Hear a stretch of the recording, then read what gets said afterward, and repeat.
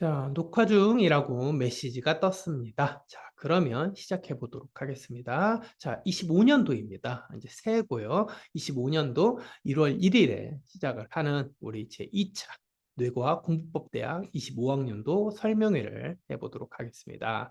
자, 우리가 1차 설명회 때는 제가 이제 말씀드린 것처럼 뇌과학 공부법 대학이 어떻게 이루어지고 있고 무엇을 축으로 하는 클래스인지 대학교인지 이거에 대한 설명을 좀 해드렸죠.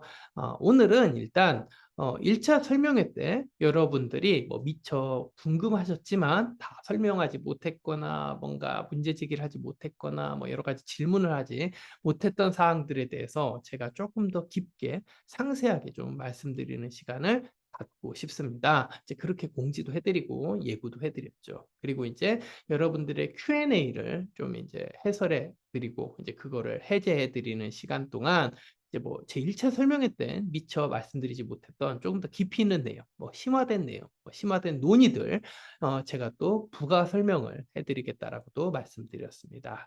자, 그러면 일단은 여러분들이 뭐 제가 이제 너무 다짜고짜 일방적으로 제 주도적으로 이제 하고자 하는 말을 하기에는 좀 이제 2차 설명회 성격상 좀 맞지 않을 것 같긴 하니까요. 여러분들이 저 이제 화면에 보이시죠? 이제 25학년도 커리큘럼을 좀 읽어보시고 특히 이겁니다. 이제 화면에 보이시는 이거.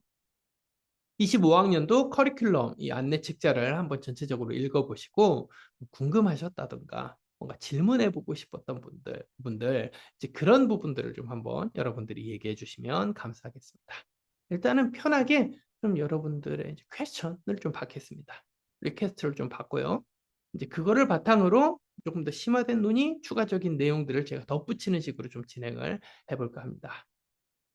자, 뭐든 괜찮으니까요. 편하게 채팅창을 통해서 말씀을 해주시면 됩니다. 그러면 제가 보고 해설을 해드릴게요.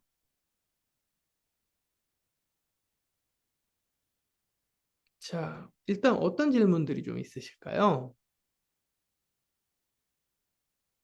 여기 보면 이제 목차 안에 뭐 여러 가지 내용들이 좀 있잖아요.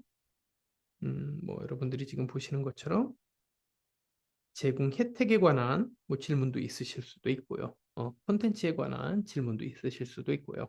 설립 취지에 관해 가지고 궁금증이 계실 수도 있을 겁니다. 그리고 공법대학 전반적인 커리큘럼에 근거해서 질문이 있으실 수도 있고요. BBF 인문학 북클럽 커리큘럼에 관한 궁금증들 아니면 메타컷의 배경 지식 스키마 클래스 커리큘럼에 관한 궁금증들 다 괜찮습니다. 다 괜찮습니다.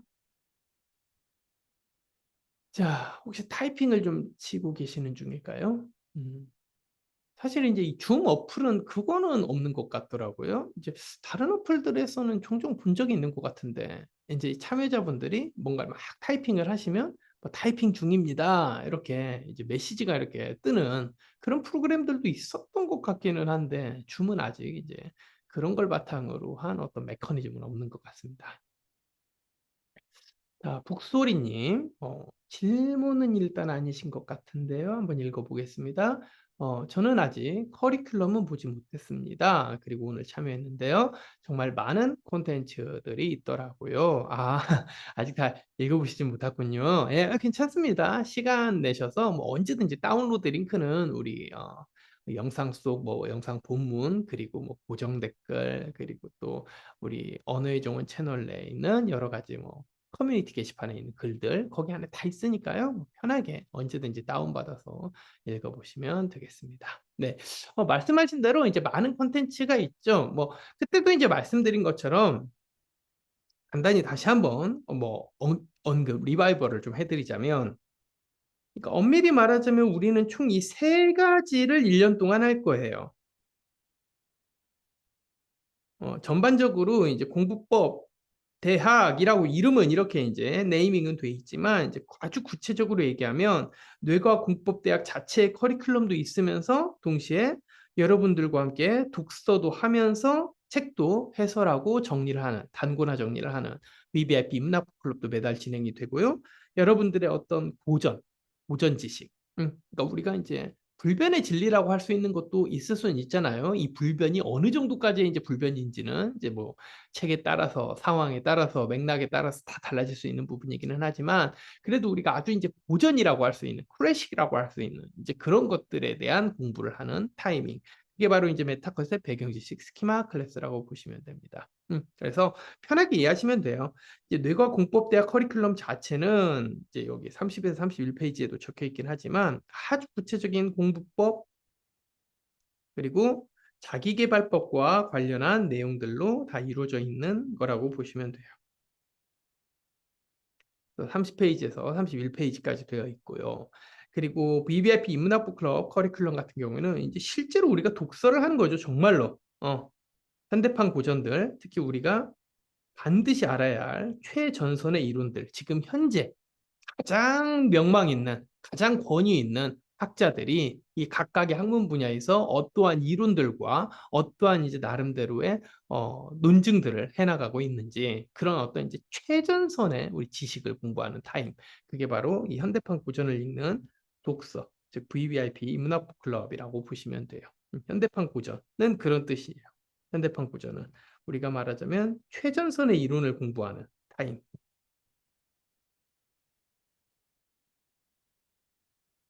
최전선의 이론, 뭐 어떤 논의, 논증들 그걸 공부하는 타임. 그리고 이제 아까도 말씀드렸다시피 메타컷의 배경 지식, 스키마 클래스는 흔히 말해 이제 클래식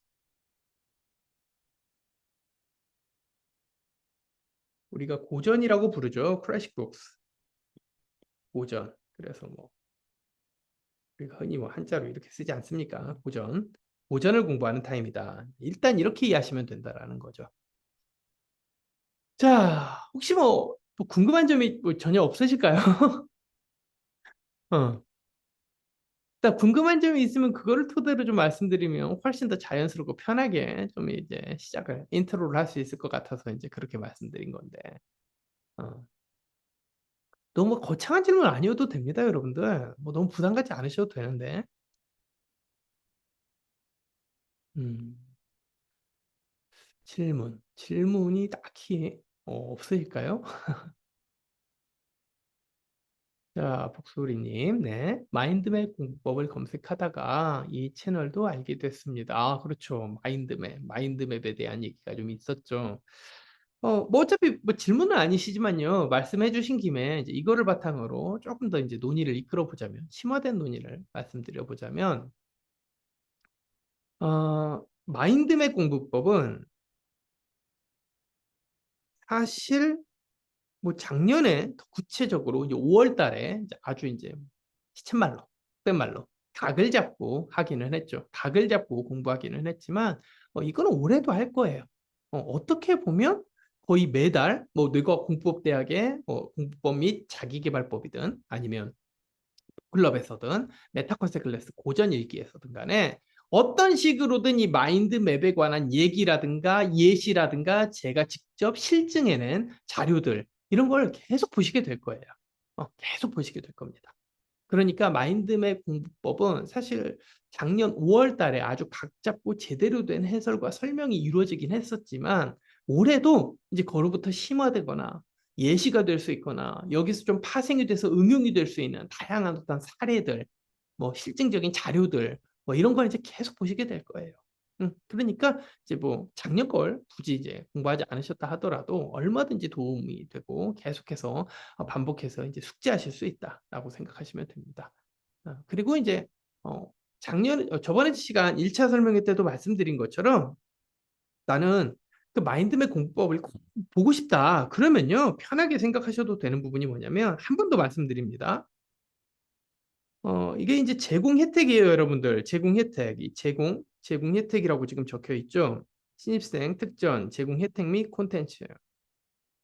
근데 이제 이 혜택 중에 뭐가 있냐면, 음, 조금 색상을 좀 바꿔보겠습니다. 네.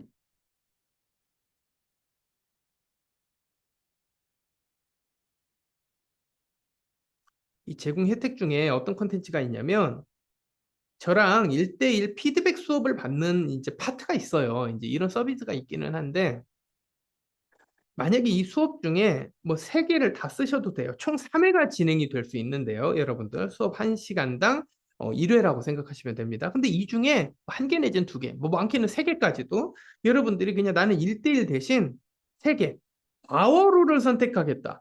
그러면 이 과어로는요, 24년도에 진행됐던 뭐 공부법, 자기계발법 이론도 될 수 있고요. 24년도에 진행됐던 북클럽, 이제 뭐 월마다 하나씩, 그러니까 그 하나의 월이라고 생각하셔도 되고요. 메타컨셉 배경지식 스키마 클래스의 각 월별, 즉 한 달에 진행된 그 한 개씩이라고 생각하셔도 돼요.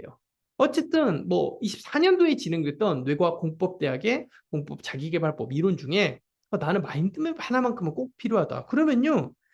이 총 3개의 1대1 코칭 수강권 중에서 한 개를 그냥 그 마인드맵 파워로 5월달치, 5월달치 한 개를 선택하는 식으로 하나를 차감하듯이 이 서비스를 이용하시면 돼요. 그래도 괜찮아요. 그래도 괜찮아요. 이해되시죠? 그래서 과워로 중에 작년에 5월달 마인드맵 특강을 이 3개 쓰는 것 중에 한 개를 그 작년 5월 마인드맵 특강으로 쓰는 걸로 가름. 그러니까 대체하셔도 상관없습니다. 그렇게 이제 1회권을 쓰셔도 상관없어요. 그래서 과오로 선택권에서 이 서비스로 작년 5월 마인드맵 특강을 공부하셔도 상관없습니다. 그냥 바로 컨텐츠도 제공되고요. 바로 보실 수도 있어요. 해설 영상까지. 그리고 컨텐츠, 제가 이렇게 이제 과오로로 우리가 서비스 해드린 이 과오로는요, 여러분들이 평생 소장하실 수도 있고요. 전자책도. 그리고 영상도 평생 스트리밍하면서 시청하실 수 있습니다. 그 부분은 걱정 안 하셔도 됩니다. 자, 그러니까 지훈님, 네, 지훈님 질문이신군요. 리트 시험 준비생인데요. 배경 지식 습득이 중요한 시험이라는 판단하에 관련한 강의를 찾고 있습니다. 7월 시험인데, 네. 어떤 강의 커리큘럼이 적합할지요? 그리고 작년 강의를 몰아서 들을 수도 있을지요? 음, 일단 앞부분 질문은 이해되고요. 뒷부분 무슨 뜻이죠? 작년 강의를 몰아서 듣는다. 그러니까 예를 들어 25학년도 뇌과학 공법대학을 수강했지만 24학년 것도 무료로 이제 다 제공이 되느냐 뭐 이런 말씀이실까요? 음. 이제 정확히 이제 이 뒷부분 질문은 어떤 내용인지 조금 애매한 느낌이 들어가지고요. 일단 앞부분에 대한 얘기를 좀 설명을 드려보자면 배경 지식 습득이 중요하다. 사실 이제 배경 지식 습득이 중요하다라는 점에서는 메타 컨셉 배경 지식 스키마 클래스가 더 제일 좋기는 하죠. 아무래도. 음. 어, 그래서 배경 지식 스키마, 배경 지식 그 스키마 클래스. 그러니까 메타 컨셉입니다. 메타 컨셉 클래스가 배경 지식 쌓는 데는 제일 좋죠. 왜냐면 뭐 이제 당연히 뭐 이제 VVIP 인문학부 클럽에서의 현대판 고전들도 의미는 있죠. 그리고 이제 공부법과 자기계발법 이론에서 특히 뭐 독해법이라든가 구조화라든가 뭐 이미지 유학법 뭐 이런 것들도 다 이제 리트 시험하는 데 도움이 되는데 지금 지훈님이 질문하신 건 이제 배경 지식이라는 전제하에 지금 제가 이제 좀 인지를 해보자면 배경 지식이라는 어떤 하나의 전제하에서 이제 굳이 상대적으로 가장 도움이 되는 강의를 말씀드리자면 메타 컨셉 배경 지식 스키마 클래스이기는 하죠. 음. 왜냐하면 일단 시험 문제에 나올 때 대체적으로 이제 나오는 것이 바로 이제 그 가장 검증이 잘 돼 있고 공신력이 있는 그런 부류의 이론이라든가 뭐 그런 부류의 논의, 담론 이런 것들이 시험에 되게 나오잖아요. 이제 그런 것 되게 이제 클래식 북스에서 좀 기반이 될 수밖에 없죠.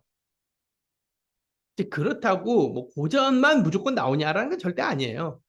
왜냐면 우리가 이제 리트 시험 볼 때 시험 지문에서는요, 이제 꼭 말하자면 고전 지문이 아니더라도 현대판 고전, 여기서 말한 대로 최전선에서 논의되고 있는 이론, 최전선의 학문 분야에서 논의되는 담론들, 이런 게 이제 당연히 텍스트로 출제가 될 수 있잖아요. 그러면 이제 그런 의미로 치자면 북클럽의 내용이 또 도움이 되는 거고요. 또 그리고 어떤 것들은 내가 이제 배경지식이 얼마나 있냐 아니냐 여부를 떠나서 특히 이제 추리 논증 같은 게 그런 거죠. 이 텍스트 자체를 구조화하고 이 텍스트 자체에서 이루어지는 로지컬한 어떤 메커니즘을 이해하는 법이 필요해요. 이제 그런 거는 제가 뭐 작년에도 말씀드렸고 올해도 말씀드릴 구조화, 스키마 독해법과 관련한 부분들인 거죠. 이제 그런 식으로 따지면 뇌과학 공법대학의 공부법 및 자기계발법 이론도 또 도움은 될 거예요. 하지만 이제 굳이 배경 지식이라고 딱 이제 못 박아서 말씀을 해주시고 질문을 해주신다면 상대적입니다. 어디까지나 상대적으로 릴레이티블리하게 어디까지나 메타 컨셉이 조금 더 도움이 많이 되는 거는 맞다라는 말씀. 뭐 이렇게 이제 얘기 드린 겁니다. 네. 그리고 이제 후자 질문에 대한 이제 질문 후 뒤 질문에 대한 이제 부연 설명을 해주셨네요, 지원님이. 이제 보고 한번 말씀드려보겠습니다. 24년 강의만 따로 들을 수 있는지 여쭤봤습니다. 당연히 그럴 수는 있죠. 왜냐면 24년 강의는 그 자체로 이제 과오로가 된 거니까요. 지금 25년도잖아요. 24년도에 진행됐던 뭐 공부법 자기계발법 이론 1월에서 12월까지 총 12개. 또 24년도에 쭉 진행됐던 1월부터 12월까지의 클럽 강의 12개. 또 메타커스의 배경 지식 스키마 클래스 1월부터 12월까지 총 12개. 한마디로 총 36개는 모두 다 과오로라고 보시면 되니까요. 이 중에서 원하는 거를 선택해서 그 아까 말한 대로 여기 지금 화면에 보시는 것처럼 과오로 3개 신청권, 그 36개 중에서 36개라고 이게 진짜 많긴 하네요. 36개 중에서 진짜 난 이거는 꼭 그냥 무료로 서비스를 받고 싶다. 이제 이동규 대표와의 1대1 코칭권을 조금 이제 쓰지 않더라도 이렇게 이 3개는 쓰고 싶다. 이미 가입하셔서 쓰신 분 계세요, 벌써. 25학년도 뇌과공법대학 지금 가입하셔서 벌써 3개를 그냥 제 1대1 코칭권 말고 과오로 3개를 선택하는 식으로 써버리신 분이 계세요. 되게 많아요. 생각보다 많아요. 그런 분들. 그렇게 하셔도 된다는 거예요. 그렇죠. 그리고 3개 말고 뭐 나머지도 또 필요하기는 하고 또 듣고 싶은 거 있습니다. 그러면요. 그냥 딱 그 36개 중 강의 중에 하나하나씩을 그냥 월별 강의로 구매하시면 돼요. 월별 가격이 나름대로 책정이 돼 있거든요. 수강 신청서에도 그 당시에 수강 신청서에도 이미 적혀 있긴 했지만 어쨌든 그건요. 일일이 안 알아보셔도 돼요. 제가 그 항상 보면 상담 오픈 카톡 링크 걸어드렸잖아요. 거기 들어가셔서 그 상담원분한테 그냥 바로 물어보시면 돼요. 뭐 예를 들어 24년도 뭐 9월 아니 뭐 24년도 뭐 7월 글쓰기 특강 뭐 그래가지고 아웃풋 능력 뭐 키우기 24년도 7월 공법 자기계발법으로서 글쓰기 특강에 대한 걸 뭐 구매하고 싶습니다. 그러면요 그 구매 가격에 대해 바로 알려드리고 절차도 알려드리고 바로 제작치도 제공해드리고 해설 영상도 링크 걸어드립니다. 그러니까 걱정 안 하셔도 돼요. 네. 자, 지훈님. 자, 계속 읽어볼게요. 올해 7월 실험이다 보니까요. 커리큘럼을 따라가기엔 시간 제한이 있어서요. 올해 1, 2월에 전체적인 메타 컨셉을 갖추고 싶어 여쭈었습니다. 그러면요. 우리 그 과거로 리스트라는 게 있어요. 과거로 리스트. 근데 그건요. 그냥 제 영상 어디를 보셔든 그냥 다 보이고요. 근데 그때 다 귀찮다. 그러면요, 그냥 오픈카톡 링크 있잖아요. 그 상담하실 수 있는 오픈카톡 링크 다 걸어드리거든요. 어떤 영상을 다 누르든 그 오픈카톡 링크는 무조건 다 보일 거예요. 거기로 그냥 바로 접속하셔서 제가 뭐 메타 컨셉이라든가 배경 지식이라든가 뭐 이러이러한 과오로 리스트가 필요한데 과오로 리스트 좀 주세요 하면요. PDF로 바로 건네드려요. 링크도 걸어드리고. 그럼 과오로 리스트를 쭉 보실 수 있어요. 거기서 고르시면 됩니다. 거기서. 네. 아시겠죠? 그러니까 상담 오픈 카톡 링크로 그냥 바로 들어가셔서 여러분들이 보시면 돼요. 자, 환님, 과오로 강의에 대한 질의응답은 어떻게 할 수 있을까요? 이제 이거는요, 이제 제 채널을 계속 보시면서 이렇게 이제 공개 설명회를 할 때도 있고요. 아니면 이제 제 수업을 이제 수강을 하시면 매달 거의 이제 3주에서 4주차 때, 3주차 때 일단 강의 한 번, 마지막 4주차 때 강의 두 번, 이렇게 세 번이 이루어지잖아요. 여기에 참여하셔서 질문하셔도 돼요. 그러면 예를 들어, 아니, 저는 25년도 예를 들어 1월 달 강의 참여했고, 근데 이 공법 자기계발법에 참여는 했는데, 왠지 내 질문이 지금 25년도 지금 1월 달 주제랑은 좀 안 맞는 느낌이 든단 말이에요. 그래도 상관없어요. 좀 외람된 말씀이지만, 그리고 주제와 약간 좀 동떨어진 질문일 수도 있지만, 제가 과오로를 구매했고 수강하다가 이런 점이 궁금했습니다. 그래서 질문을 좀 드리고 싶습니다. 이렇게 운을 떼고 시작하셔도 돼요. 꼭 어떤 특정 달에 이제 참여하신다을 때 그 특정 달에 진행되는 이제 메인 토픽이랑 관련이 없는 질문이어도 괜찮습니다. 그런 과오로 질문도요, 다 제가 받아들이니까요. 그냥 편하게 참여하셔서 말씀해 주시면 됩니다. 자, 이해 되시죠? 환님. 네. 자, 지훈님. 네. 친절한 답변 감사드립니다. 네. 메타컨셉 과오로 관련하여 오픈 채팅방에서 추가 상담도 이어가겠습니다. 네, 그렇게 하시면 됩니다. 네. 자, 그리고 아까 이제 그 마인드맵 얘기를 하다가 이제 질문이 들어와 가지고 잠깐 멈췄는데요. 그러니까 우리 북소리님이 질문해 주셨죠. 이 마인드 맵은요, 어떤 식으로든 여러분들이 공부를 하세요. 저랑 같이 있으면 계속 하시게 될 거예요. 그래서, 이 사람이 핵이 얘기하는 마인드 맵이 이런 거구나. 본질은 뭐 이런 거구나. 예시는 이렇게 볼 수 있구나. 또 이럴 때는 이렇게 예시가 되고, 이럴 때는 이 마인드 맵이 이런 식으로 쓰이고, 이럴 때는 또 이렇게 실증적으로 자료가 될 수 있구나. 만들어질 수가 있구나. 막 진짜 여러 가지 각도로 보시게 돼요. 진짜 이래야 사실 마인드맵을 제대로 이해하시게 되는 과정이 될 거예요. 또 어떻게 생각해 보면. 음. 그러니까 왜 그러냐면 여러분들이 왜 그러냐면 어, 어떤 특정한 대상, 뭐 사물, 현상, 개념이라고 칩시다. 뭐든 간에 어떤 것을 내가 이해를 한다고 할 때는 사실은 한 방에 잘 되지 않아요. 한 방에 되지 않아요. 그 사물이든 뭐 대상이든 현상이든 뭐 개념이든 간에 어떤 그것을 그 타겟팅 되는 목적물에 대해서 여러 가지 각도로 입체적으로 봐야 사실 이해가 좀 돼요. 정말이에요. 어, 우리가 심지어 수학 이론은요, 공식 외우고 그거와 관련한 수능 문제를 잘 풀면 그 수학 공식을 이해한 것 같죠? 그렇지 않아요. 실제로 그 수학이 실생활에서는 어떻게 쓰이는지, 특히 실생활 중에서도 뭐 A라는 영역에서는 어떻게 응용이 될 수 있고 B라는 영역에서는 또 어떻게 응용이 되는지, 아니면 이 수학 공식이라는 게 또 뭐 말하자면 경제학에서는 이 수학 공식을 어떤 식으로 응용해서 개념화해 가지고 또 설명을 하고 있는지, 이렇게 다양한 분야라든가 다양한 각도, 다양한 측면에서 입체적으로 똑같은 어떤 개념이다 하더라도 그 개념을 여러 가지 각도로 쓰이는 것을 우리가 경험해 봐야 사실은 진짜 그것에 대한 이해가 돼요. 그러니까 예를 들어 우리 마인드맵 특강도요. 기본은 사실 엄밀히 말하자면 기본 구조는요. 24년도 5월 우리 뇌과공법대학 강의에서 설명을 한 거예요. 근데 이거는 어디까지나 근본적인 펀더먼털, 뼈대, 구조 이런 차원인 거고요. 이 마인드맵이 어떻게 이루어지는지요. 굉장히 여러 가지 각도로 좀 볼 필요가 있어요. 실제로 마인드맵이 예를 들어 내가 어떤 수능 국어 같은 지문을 읽을 때는 어떤 식으로 이 마인드맵이 쓰이는지 이렇게 또 한번 볼 필요가 있고요. 또 마인드맵이 내 일상적인 어떤 다이어리라든가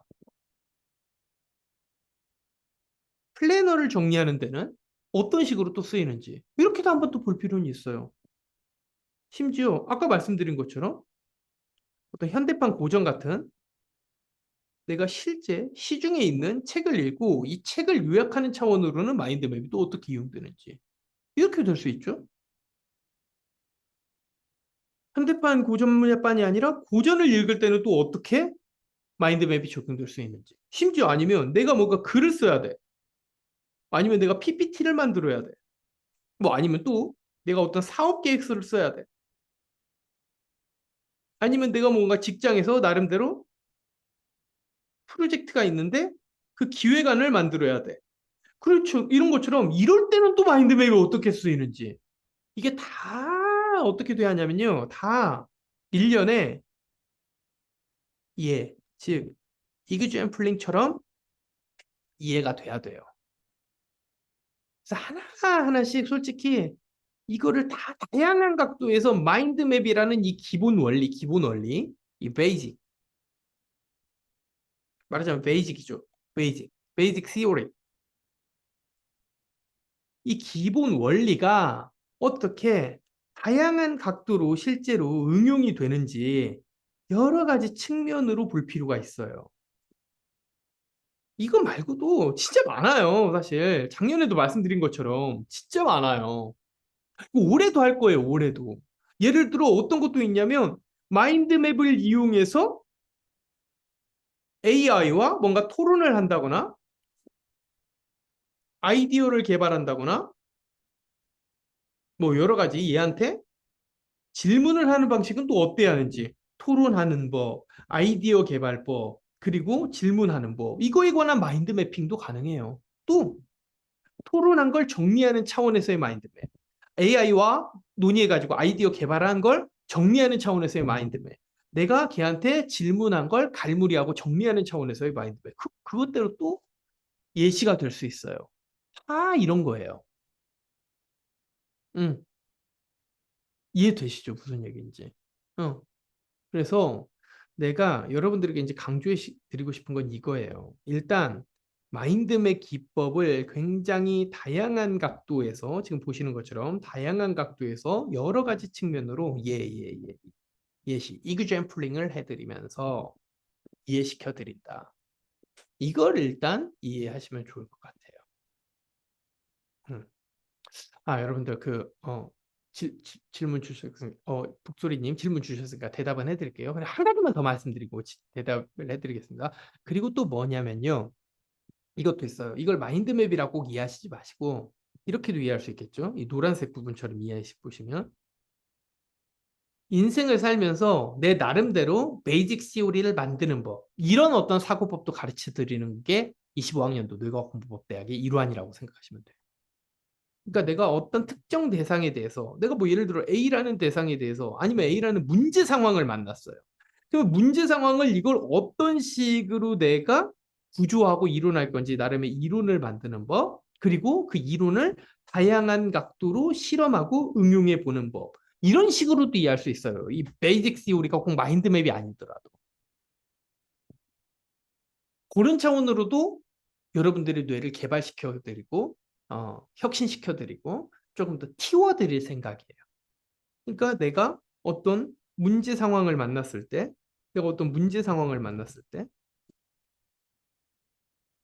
살면서 뭐 여러 가지 어떤 퀘스천을 만날 때가 있잖아요. 실존적인 문제를 만날 때가 있단 말이에요. 먹고 사는 문제든 아니면 죽고 사는 문제든 내 가치관의 변화가 있느냐 아니냐 하는 문제든 간에 그 문제 상황이 있을 때 내 나름의 베이직 시오리를 만드는 법을 배우는 거예요. 그게 마인드맵이기도 한 거예요. 어떤 면에서는. 이 문제에 대해서 나는 이걸 어떻게 구조하고 시스템화해서 이해할 수 있을까? 그리고 이론을 다양한 각도와 다양한 예시로 활용해서 응용해 보면서 내가 만든 이 구조와 이론을 한 번 더 깊게 체화하는 능력. 그게 마인드맵을 배우는 거기도 하고요. 또 정확히 말하자면 나만의 티오리를 만들고 그거를 응용해 가지고 실천하고 구체화하는 능력이라고도 볼 수 있겠죠. 그걸 배우실 거예요. 저와 함께. 음. 자, 북소리님. 알아두면 너무 유용하겠습니다. 마인드맵 프로그램은 어떤 거 쓰시나요? 여러분들, 저는 절대 강요하지 않습니다. 마인드맵 프로그램은요, 여러분들이 쓰시고 싶은 거 쓰시면 돼요. 전 강요 안 해요. 하지만, 이제 제가 쓰는 프로그램, 절대 광고 받은 거 아니에요. 여러분들, 저 유료 쓰고 있지도 않고요. 그냥 기본형으로만, 무료 버전으로만 쓰고 있어요. 근데, 저는 엑스마인드라는 거 쓰고 있습니다. 왜냐하면 얘가 이제 딱 칼같이 이렇게 반듯반듯하게 이 구획을 잘 범주를 만들어 주더라고요. 그래가지고 이제 전 이거 쓰고요. 다른 뭐 칼같이 반듯반듯하지 않고 막 뭐랄까 그냥 막 이렇게 흐물흐물 막 이렇게 유선처럼 곡선처럼 이렇게 이루어지는 그런 시스템이 더 좋다. 그런 프로그램이 좋다. 그러면 엑스마인드 말고 다른 것도 쓰셔도 될 거예요. 근데 저는 이제 딱딱 칼같이 잘 정렬되고 맞춰지는 그런 프로그램을 좀 선호하는 편이거든요. 그래서 저는 엑스마인드를 쓴다. 근데 이것 말고 아무것도 상관없어요. 중요한 건 어떤 프로그램이냐가 아니라 내가 제대로 된 마인드맵 기법을 알고 있고 그걸 응용할 줄 아느냐. 그게 포인트예요. 어떤 프로그램을 쓰는지는 중요하지 않아요. 그래서 편한 거 쓰시면 됩니다. 네, 하지만 참고로 일단 어쨌든 저는 엑스마인드는 쓴다. 이렇게 이제 말씀드릴 수 있을 것 같습니다. 자, 환님, 다양한 이해관계에 있어서 마인드 매핑이 필요한 거라고 할 수 있네요. 그렇죠. 그러니까 아까 말씀드렸죠. 내가 어떤 문제 상황을 만났을 때 나만의 티오리를 만든다라는 거죠. 예를 한번 들어볼까요? 이러면 한번 질문 한번 해봅시다. 제가. 여러분들 공부가 잘 안 되실 때 많죠. 그러니까 여기서 말하는 공부라는 건 뭐랄까 고등학교나 뭐 중학생 시절 아니면 대학교 시절 뭐 아니면 수험 생활 뭐 시험 보는 사람들 이제 입장에서 뭐 이런 공부만을 떠나서 다른 공부도 있을 수 있잖아요. 그러니까 어떻게 보면 다 공부죠. 왜냐면 세상을 살다 보면 내가 이해할 수 없거나 아니면 내 능력 밖의 일이거나 아니면 내 능력이 아직은 못 미치는 일이거나 그래서 내가 뭔가는 하고 싶은데 제대로 안 돼. 그래서 이 분야에 대해서 뭘 잘 몰라. 그래서 이 분야에 대해서 알고 싶어. 알아야만 뭐 내 삶의 질이 올라가든 뭐 아니면 내 경제력이 올라가든 아니면 뭐 어떤 식으로든 내 삶의 변화가 있든 간에 뭔가 좀 업그레이드가 될 것 같아. 그러면요, 그때 필요한 게 다 뭐예요? 다 공부예요. 우리가 학생이든 수험생이든 그런 시절만 공부인 게 아니고요. 그냥 모든 게 공부예요. 인생의 모든 건 다 공부입니다. 그리고 끊임없는 도전과 난관이에요. 난관에 대한 도전이기도 하고요. 그러니까 우리는 공부법이 필요한 거예요. 아니, 왜 도대체 저 사람 왜 그렇게 공부법, 자기계발법 얘기를 해? 뭐 시험 볼 때만 필요한 거 아니야? 수험생일 때만 필요한 거 아니야? 그런 자세를 한번 살아보세요. 한번 살아보세요. 인생이 퍽퍽해져요. 그냥 마음 편하게 처음부터 앞으로 모든 내가 만나는 난관, 어떤 문제들을 해결하기 위해선 나는 늘 그 분야를 정복하기 위한 나름의 공부가 항상 필요하다. 그래서 언제든 공부할 자세가 돼 있고 언제든 공부에 대한 레디셋, 그러니까 준비 자세가 있어야 돼요. 세팅이 돼 있어야 돼. 진짜예요. 그걸 말씀드리고 싶은 거예요. 한번 생각해 봅시다. 공부가 잘 안 돼. 여기서 말하는 공부는 그냥 이제 광의의 공부, 광의, 광의의 공부. 엄청 넓은 차원의 공부라고 생각을 하세요, 그냥. 응? 광의의 공부라고 생각하세요.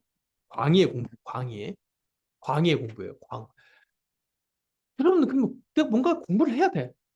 공부가 잘 안 돼. 공부가 잘 안 되는 것에 대해서 여러분들은 만약에 이제 내가 공부가 잘 안 되는 문제 상황을 만났단 말이에요. 문제 상황을 만났어. 그럼 여러분들은 이걸 어떻게 본인만의 베이직 시어리, 기본 이론, 원리로 구조할 겁니까? 나는 뭔가 공부가 안 돼. 예를 들어 내가 A라는 어떤 문제 상황을 만났는데 이 문제 상황을 해결하기 위해서 내가 지금 공부가 필요한 건 알겠어. 근데 이 공부가 일단 잘 안 돼.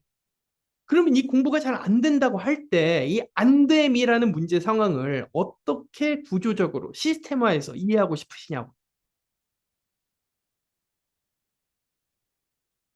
그러면 너무 질문이 복잡하다 싶으면 그냥 간단히 얘기해 보세요. 누군가 여러분들에게 난 제 공부가 안 돼요. 아니 그러니까 누군가한테 여러분이 스스로 저 지금 공부 잘 안 돼. 이유가 뭘까? 라고 본인이 얘기하는 상황이라고 생각할 때 본인은 어떻게 얘기하고 싶어요? 그 이유나 원인을.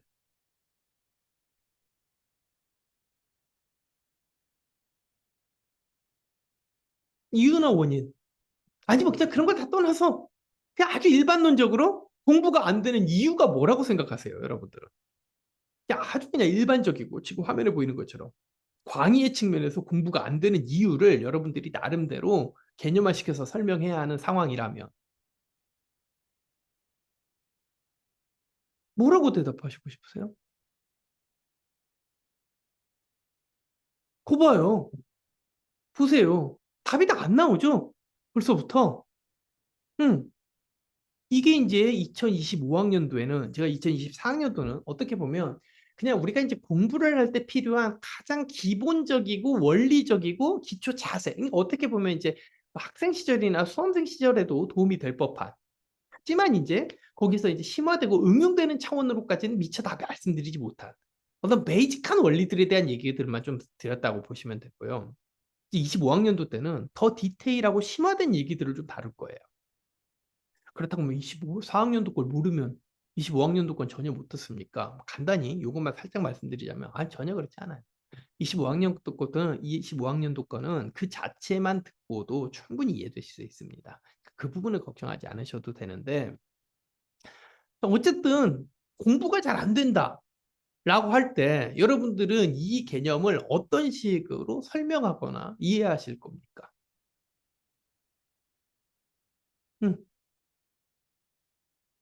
이거는 충분히 우리가 늘 살면서 맞이할 수 있는 문제 상황이잖아요. 어때요?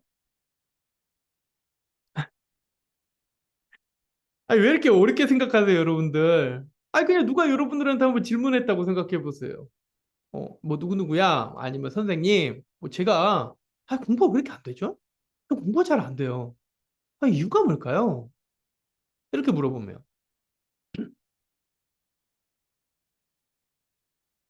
아마 여러분들은 그러니까 마인드맵을 어, 일단 마인드맵을 이제 공부를 제대로 이제 하신 분들이라면 이제 저와 같은 생각을 좀 하실 텐데 만약에 하지 않으셨다면 아주 단답형으로 좀 나올 거예요. 아니면 단답형인 여러 개를 나열하고 병렬하는 식으로 대답을 하실지도 모릅니다. 뭐 예를 들어 집중력이 부족해서일까요? 아마 그게 가장 크겠죠? 이렇게 얘기한다거나 이거 단답형식 질문. 두 번째는 뭔가 답을 여러 개는 하는데 얘네들 간의 연관고리나 연관 구조를 이제 설명하는 건 아니고 그냥 막 나열하는 거예요. 근데 뭐 게을러서일 수도 있죠. 뭐 배경 지식이 부족했을 수도 있고, 뭐랄까 뭐 여러 가지 측면에서 절박함이 없을 수도 있는 거겠죠. 뭐 아니면 뭐 스마트폰을 너무 많이 봐서요. 뭐 아니면 주변 환경이 너무 어수선해서 막 그냥 뭐 그냥 두서없이 그냥 막 여러 개의 단답형을 막 이렇게 언급하는 경우도 있어요. 자, 단답형 하나로만 얘기할 때나 아니면 단답형 여러 가지를 병렬하고 나열하는 식의 대답이에요. 사실 여러분들이 보기에는 어때요? 대답이 좀 좋은 대답 같나요? 북소리님이 지금 뭔가 대답은 해주셨네요. 공부 양도 일단 많고 배경 지식이 부족해서요. 문과생이 저는 이과 공부는 너무 어렵더라고요. 보세요. 그러니까 북소리님을 뭐 이렇게 뭐 힐난하거나 제가 비판하려고 하는 건 아니에요. 그냥 예시를 드리는 것뿐이고요. 그리고 이 지금 말씀하신 이 분위기를 좀 톤을 보니까 우리 북소리님은 제 수업을 한 번도 들으신 적은 없는 것 같아요. 그렇지 않나요? 응. 한 번도 지금 들으신 적은 없으신 것 같아요, 북소리님. 그렇죠? 아니 그러니까 힐난하고 비판하려고 하는 건 아니에요. 아니 진짜예요. 진짜 비판 드리려고 하는 건 아닌데 왜냐면 이제 제 수업을 좀 이제 들어보시고 구조와 시스템 이런 거를 이제 많이 들어보신 분들은 뭐 이제 바로 정답을 막 이렇게 구조화해서 말씀은 못 하실지언정 이렇게 이제 단답형으로 막 나열하듯이 얘기하는 건 일단 정답은 아니다라고 생각하셔서 채팅창에 뭘 안 쓰시는 경우도 있거든요. 그런 경우가 거의 이제 많죠. 그러니까 복소리님은 예시를 지금 주신 거예요. 근데 이제 좋은 예시는 아니에요. 왜냐면 잘 보세요. 공부량도 일단 많을 수도 있고요. 배경 지식이 부족할 수도 있겠죠? 그리고 너무 어려워서일 수도 있습니다.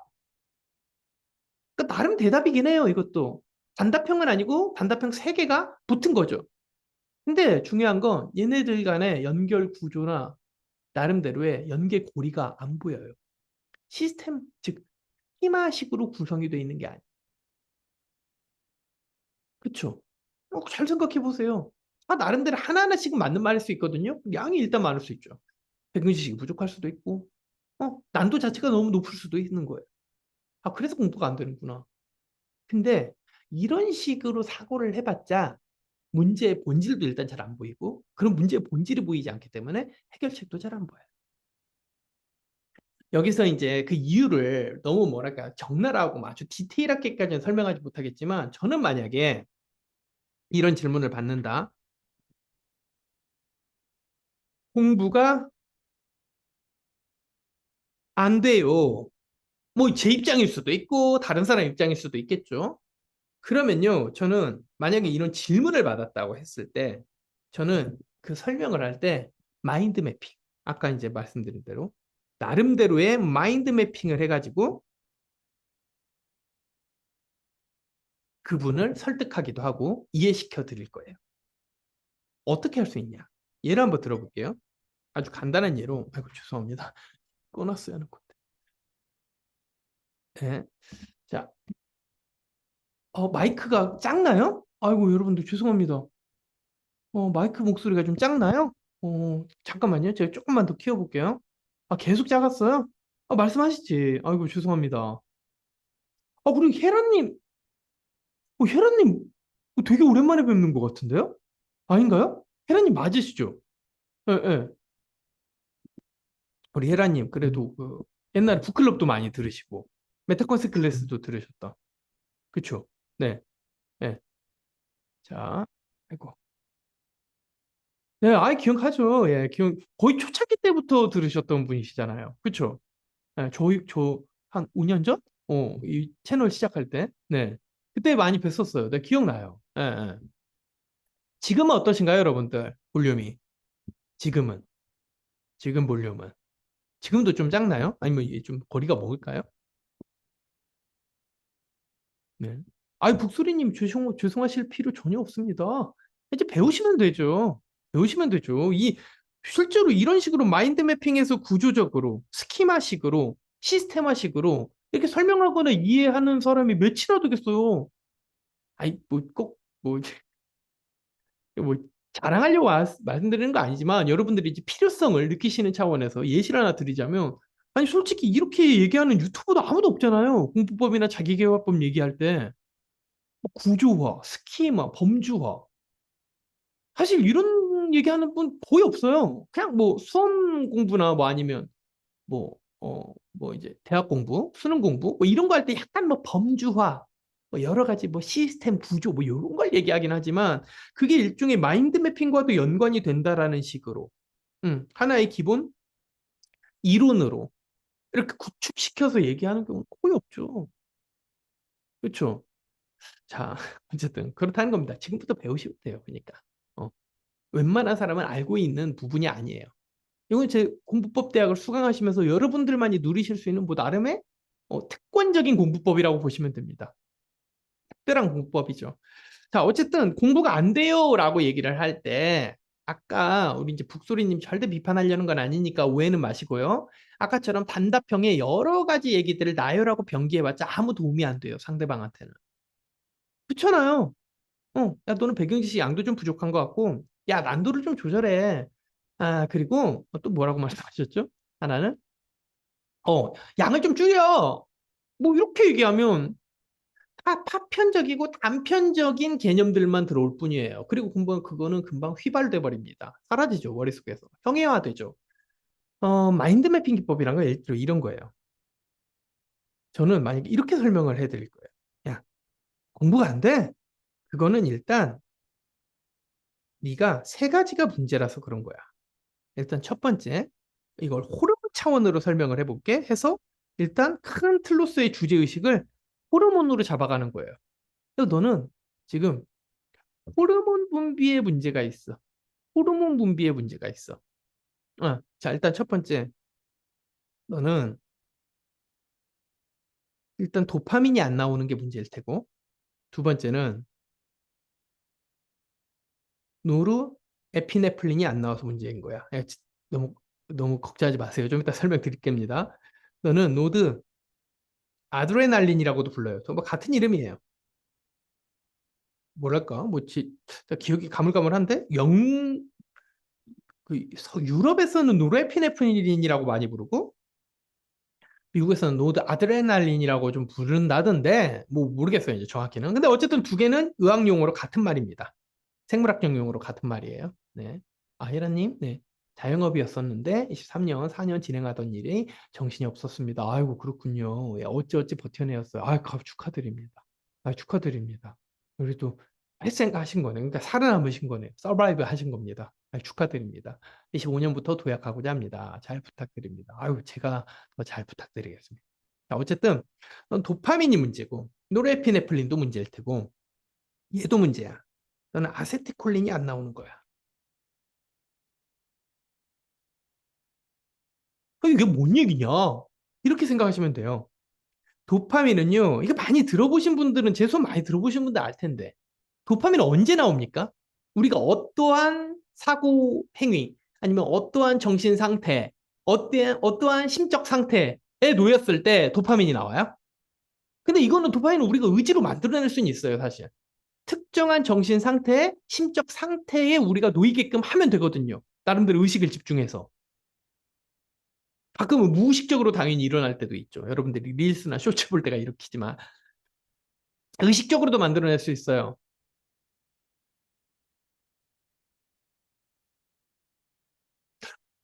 어려우세요? 여러분들? 어려우세요? 쾌락. 쾌락은 결과죠. 그러니까 쾌락을 맛봤을 때 그때 도파민이 나오는 건 맞는데요. 우린 지금 공부잖아요, 공부. 공부는요. 그냥 어찌어찌 하다가 그냥 쾌락이 그냥 자연스럽게 이렇게 느껴지는 그런 상태가 아니잖아요. 인위적이고 자비적으로 어떤 정신 상태를 만들어서 결국에 도파민을 만들어내야 하고 우리가 이걸 야기하고 짜내야 하는, 자아내야 하는 지금 그런 문제잖아요. 그러니까 지금 북소리님이 도파민의 나름의 원리의 아주 일부분을 말씀하신 건 맞아요. 우리가 어떤 내가 의식적으로 뭐 어떤 행위를 했든 무의식적으로 했든 간에 뭘 했는데 어떻게든 쾌락을 좀 느껴버렸어. 의도했든 아니든 간에. 그러면 도파민이 나와요. 근데 이제 그냥 그 결과론적인 얘기인 거고. 우린 지금 공부가 안 되는데 공부를 하게끔 만들기 위해 가지고 도파민을 만들어내야 하는 상황이에요.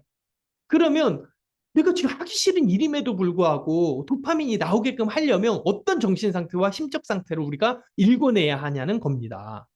지금 그게 되게 중요한 질문이에요. 이게 여러분들이 도파민에 대해서 전혀 유튜브를 통해 그렇게 수많은 도파민에 관한 영상을 보고도 사실 도파민의 기본 원리 전혀 모르신다는 거예요.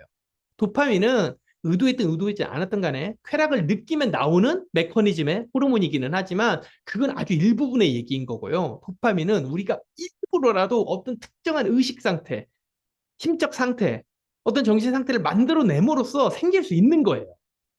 그러면 그 심적 상태를 어떻게 개념할 수 있냐는 거예요. 이게 되게 공부에서 정말 중요해요. 하기 싫은 일을 억지로 하기려고 만들 때 되게 중요한 부분이에요. 근데 벌써 여기서부터 막히시잖아요. 지금 대답을 하실 때. 그렇게 시중에 있는 수많은 공부법 유튜버나 자기계발법 유튜버나 뭐 수많은 어떤 다큐멘터리, 공부법 다큐멘터리, 공부법과 관련한 뭔가 다양한 뭐 전문가들의 영상 그렇게 보고도 그건 공부가 안 될 때, 그럼에도 불구하고 안 될 때 어떻게 하냐는 거예요. 에 대한 대답이 없어요, 지금. 나름 비슷한 답이 하나 나왔어요. 동기부여. 정확히 말하면요. 내가 뭐든 간에 내가 이 공부를 함으로써 얻는 게 뭔지에 대한 기대감을 억지로라도 만들어야 돼요. 자연스럽게 만들어지면 더 좋겠지만 없으면 어거지로라도 만들어내야 돼요. 내가 이 공부를 함으로써 나는 뭘 얻을 수 있는지에 관한 기대감을 만들면 됩니다. 그게 뭐 돈이 돼도 되고요. 지위가 돼도 되고요. 뭐 아니면 이성이 돼도 되고요. 뭐, 하여튼 뭐든 다 상관없어. 뭐든 어떤 모종의 기대감만 생기면요. 우리는 도파민을 그제야 분비하기 시작해요. 즉, 정확히 말하자면요. 보상 심리가 생길 만한 어떤 목적물을 만들어내는 거예요. 내가 이걸 함으로써 이런 보상을 얻고 싶다라는 보상 심리에 해당되는 타겟팅, 목적물을 하나 머릿속으로 만들어내는 거예요. 없으면 만들어내고, 있으면 좋고. 근데 자연스럽게 원래 없다. 그럼 만들어내야죠. 인위적으로, 자기적으로라도. 음. 일단 첫 번째는 뭐냐면요. 공부가 안 되는 애들의 첫 번째는요. 기대감이 없어서 그런 걸 수 있어요. 이 공부를 함으로써 나는 뭘 얻을 수 있지, 보상을 받을 수 있지에 대한 어떤 나름의 어떤 기본 상정, 기본 개념이 상정돼 있지가 않은 거예요. 그쵸? 어. 두 번째는요, 또 어떤 측면에서의 기대감이 없냐면요, 계속 뭘 해도 실패한 거예요. 공부를 몇 번 했는데 계속 실패한 거죠. 그러면 그 실패에 대한 기억이 누적이 돼가지고 자포자기 심리가 생길 수가 있어요. 어. 한마디로 뭐가 없냐면 공부를 함으로써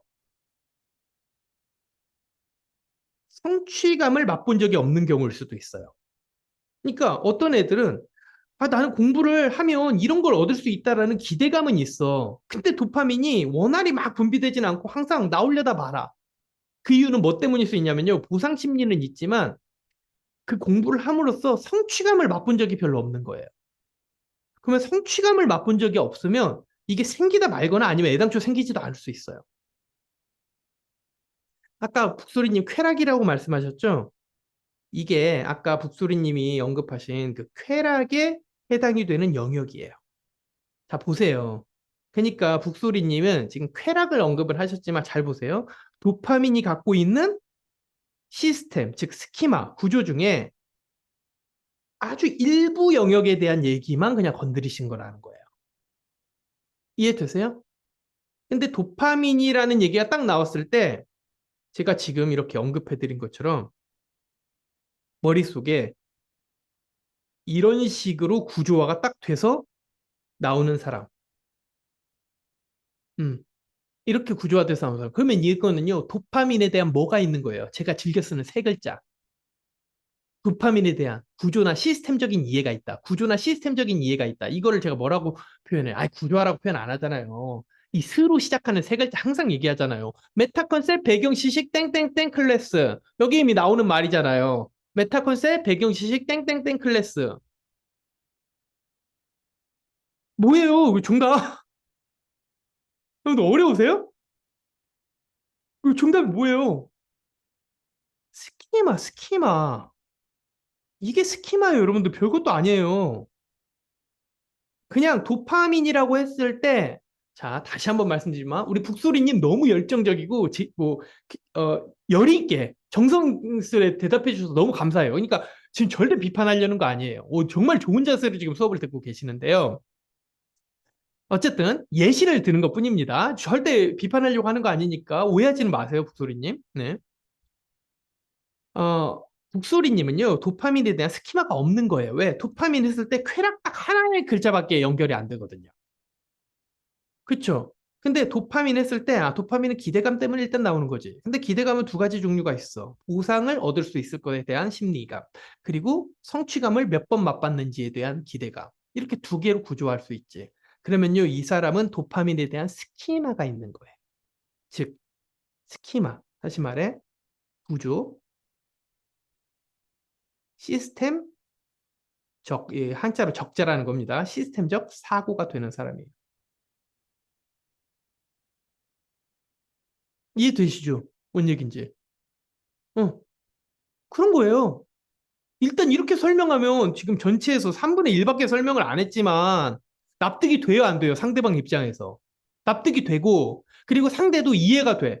내가 공부가 안 되는 게 어느 지점에서부터 문제가 있었는 건지 하나하나씩 따져볼 수가 있다는 거예요. 기대감 때문이었나? 그중에서 특히 보상 심리 때문이었나? 성취감을 맛본 적이 적어서 그랬던 건가? 이렇게 생각해 볼 수가 있잖아요. 도대체 시중에 있는 그 수많은 유튜버 공부법 영상들을 보면서도 이 스키마가 없으면 도대체 뭔 소용이 있어요? 공부를 왜 하세요? 공부를 왜 하신 거예요?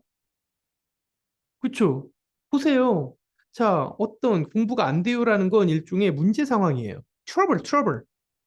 내가 살면서 겪게 되는 어떤 트러블이에요. 아니, 근데 여기는요, 이 공부는요, 다른 말로도 다 바뀔 수 있어요. 공부만이 아니라 사업이 안 돼요. 직장 생활이 잘 안 돼요. 연애가 안 돼요. 땡땡땡땡땡땡, 뭐, 등등등등, etc. 뭐든 다 돼요. 물론 이제 이 호르몬으로만 다 설명할 수 없는 것도 있겠죠. 예를 들어 직장 생활이 잘 안 돼요. 그러면 여기는 여기대로의 나름대로의 시스템 구조로 여러분들이 스키마를 만들어낼 수 있을 겁니다. 연애가 잘 안 돼요. 그러면 내가 지금 연애가 왜 안 되는지에 대해 나름의 스키마를 만들어낼 수 있어요. 근데 이런 식의 사고 안 된다고요. 대부분의 사람들은. 진짜 극단적으로는요. 99.9%는 이런 사고를 하고 살 않아요. 진짜 99.9%는 이런 사고를 하지 않아요. 주변에 이런 사고 하면서 사는 사람 봤어요? 주변에 이런 식으로 내가 지금 처한, 내가 직면한, 나에게 당면한 과제나 문제에 대해서 이렇게 스키마식으로 정리를 해가지고 이해할 수 있는 사람 봤냐고요. 주변에, 뭐 꼭 본인이 아니더라도. 없죠? 없으니까 다들 비슷비슷한 거예요. 그러니까 비슷비슷한 노력을 들이면서 비슷비슷한 성과를 내는 거예요. 근데 이런 식으로 사고를 하면서 접근하죠? 그냥 진짜 남들의 아주 극단적으로는 남들의 노력은 10분의 1 하면서 남들만큼 아니면 남들 이상으로 성과가 나와요. 저는 늘 이렇게 살아왔어요. 저는 진짜 게으른 사람이거든요. 전 진짜 게을러요. 여러분들 어떻게 보실지는 모르겠지만 저는 진짜 게을러요. 저 진짜 아는 사람들은 다 알아요. 제 주변에 있는 사람들은. 저랑 같이 생활을 공유해봤던 사람들은 다 알아요. 진짜 이 자식처럼 이렇게까지 게으르고 이렇게까지 뭐랄까 뭔가 진짜 끝까지 미루는 놈은 처음이다. 난 진짜 그런 얘기 정말 많이 듣거든요. 그리고 저 체력도 그렇게 안 좋아요. 그냥 어떻게든 그냥 운동이랑 맛있는 거 먹고 몸에 좋은 거 먹으면서 근근히 버텨나가는 것 뿐이지 저는 원래 선천적으로 그렇게 체력이 좋은 사람이 아니에요. 근데 생각보다 여러분들이 보시기에도 제가 하는 일도 많고, 겉으로 이제 리저트, 결과물들을 보면 그렇게 괜찮아 보이죠. 어떻게 보면 평균 이상이잖아요, 대체적으로는. 어, 저는 그게요, 이런 스키마식의 사고로 늘 옛날부터 어릴 때부터 살아왔기 때문에 가능했다라고 생각해요. 그러니까 저 보세요, 저 게을르죠. 그러니까 시간을 많이 투여하지 못해요. 두 번째, 체력도 안 좋죠. 그래서 역시 또 한 번 시간을 그만큼 남들만큼 투여하지 못해요. 근데 남들과 비슷하거나 좋은 성과를 내잖아요. 진짜 저 고등학교 때 맨날 애들이 하는 얘기가 그거였어요. 난 이동규가 공부를 한 적을 별로 본 적이 없는 것 같은데. 아니, 어떻게 점수는 그렇게 늘 잘 나오지? 그 얘기. 진짜 많이 들었어요. 진짜예요. 근데 저는 남들의 10분의 1 정도 노력을 가지고 남들보다 비슷하거나 아니면 그 이상의 것을 내는 것이 바로 이런 스키마적 사고 때문이었다고 생각해요. 저는 항상 이렇게 접근해요. 모든 문제를 일단. 그리고 여기서 하나하나씩 격파를 해나갑니다. 그러면 금방 해결돼요, 생각보다. 그렇게 어려운 문제가 많지 않아요. 음. 그래, 진짜라니까요. 그러니까 제가 예시예요, 여러분들. 그냥 저를 보면서 믿으시면 돼요. 이 스키마적 사고, 이 스키마. 이 스키마적 사고가 도대체 진짜 그렇게 효능이 있는 거야? 저를 보시면 돼요, 저를 보시면.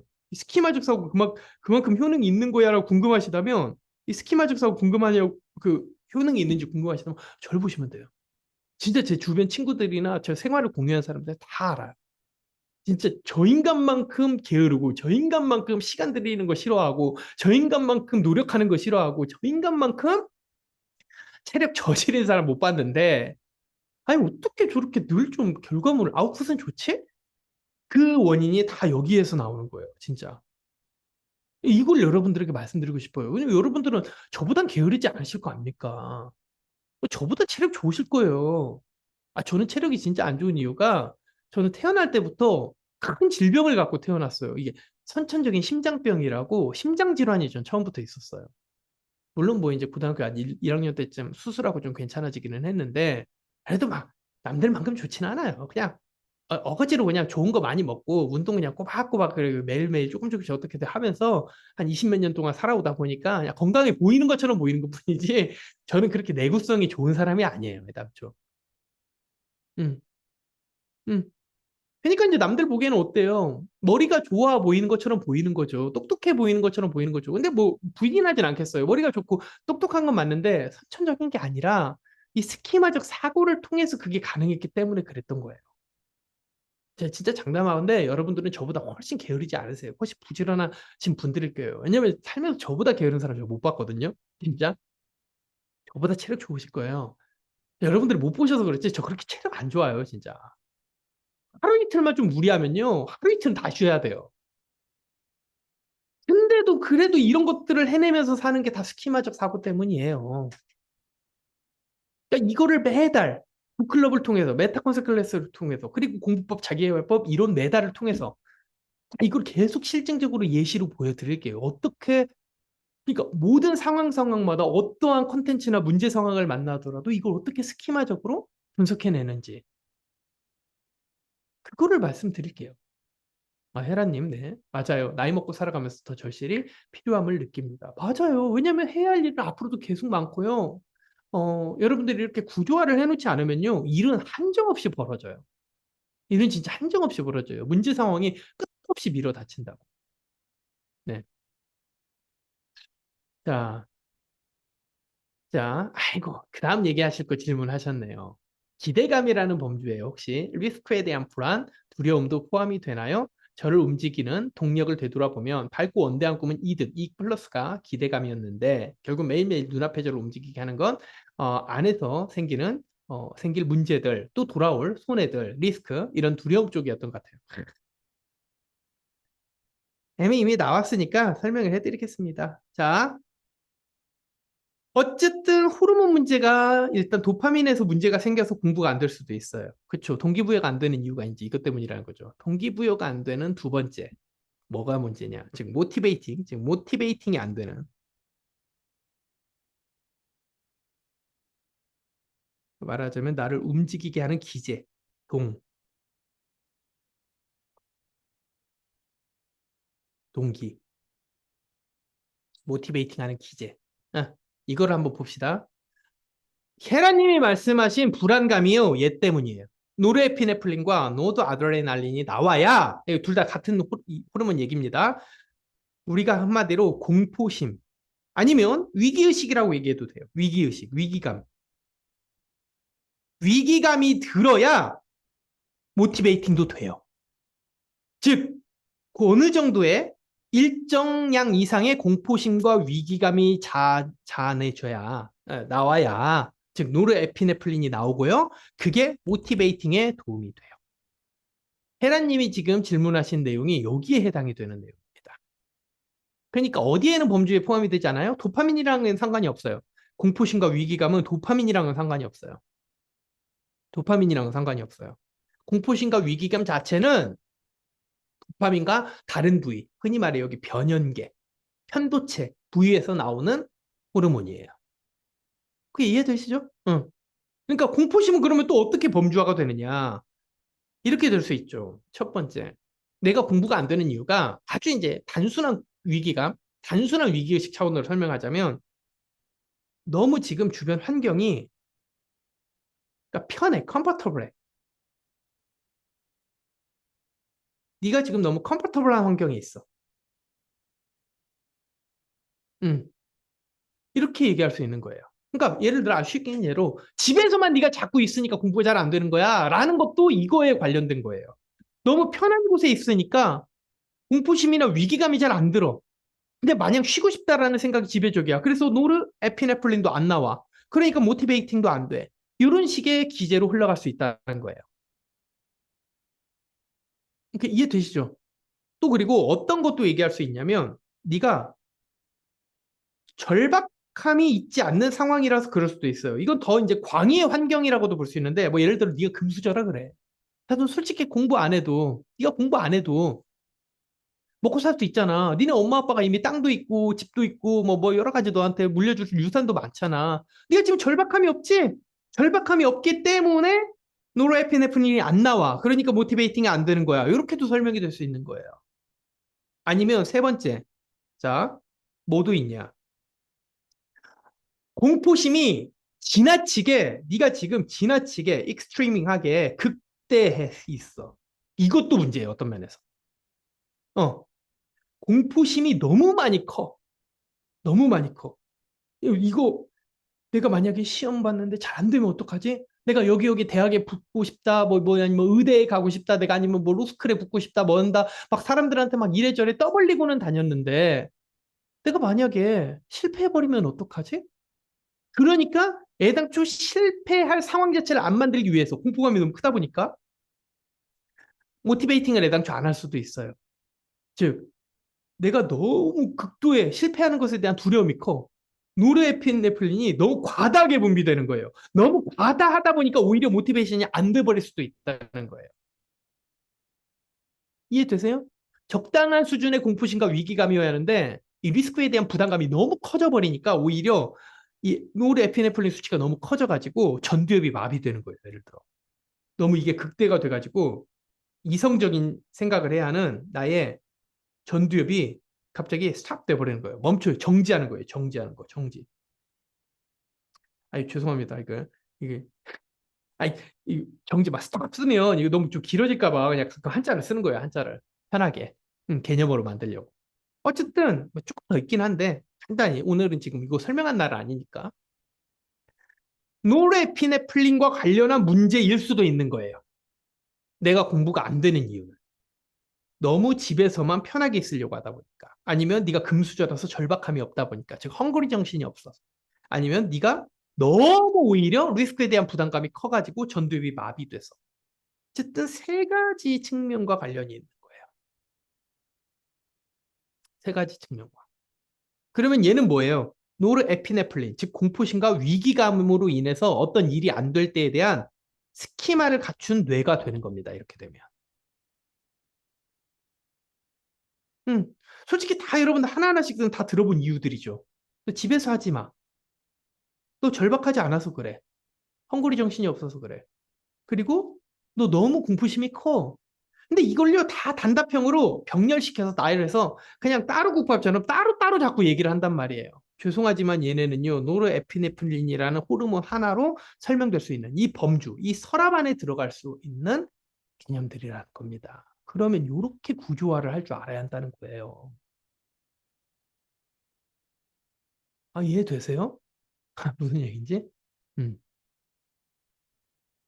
이렇게 뇌를 쓸 줄 알아야 돼요. 이렇게. 뭔가 구조로 보일 줄 알아야 한다고요. 구조로. 구조로. 오케이. 자, 헤라님. 아, 요즘 저입니다. 결정과 행동이 더 둔해졌어요. 전두엽 마비. 맞아요. 지금 전두엽 마비라는 말씀이 와닿아요. 여기 너무 지금 극대에 있는 거예요. 익스트림하게 커져버린 거예요. 공포심이. 그래서 전두엽이 마비가 돼가지고 모티베이팅이 안 되는 겁니다. 이해되시죠? 네. 북소리님. 네. 자, 그리고 마지막은요. 아세티콜린은 뭐냐? 이건요, 우리가 진짜 흔히 얘기하는 그놈의 집중력 문제예요. 집중력 문제. 집중력 문제. 별거 아니긴 하지만 진짜 간단해요. 집중하자, 집중해야지 라는 마음가짐이 계속 유지가 되면요. 신기하게도 머릿속에서, 우리 뇌 속에서는요, 아세티콜린이 나와요. 아세티콜린은 어떤 역할을 해주는지 아세요? 우리 뇌가 뭔가 새로운 정보를 받아들이면요. 요 안에 있는 뉴런과 시냅스가 막 조합이 돼서 막 연결망을 만들어요. 근데 그 연결망을 빨리 만들어내고 이 만들어진 연결망이 이렇게 쫀쫀하게 달라붙게 고착화되게 그래서 잘 안 떨어지게 이 연결망 고리를 실제로 이렇게 붙는 건 아니고 이 신경 신호죠. 신경 전기 신호가 원활하게 연결될 수 있게 도와주는 촉매제 같은 거예요. 아세티콜린이라는 게. 근데 그거 정말 단순하게도 집중해야지라는 마음가짐으로도 만들어져요. 음. 그쵸? 이해되시죠? 그러니까 두 가지 문제가 있죠. 일단 너는 예를 들어 공부가 안 된다라고 얘기할 때, 공부 안 된다라고 할 때, 너는 일단 집중해야지라는 어떤 의식적인, 의식적인 자세를 계속 유지하는데 계속 실패를 하는 데일 수 있어. 너의 그러니까 의식 자체가 집중해야지라는 어떤 지금 그런 식의 말하자면 자세, 태도가 안 만들어져 있어. 라고도 있을 수 있죠. 그리고 두 번째, 사실 어느 정도 연계성은 있는 얘기인데, 네가 애당초 환경이 지금 너무 어수선해.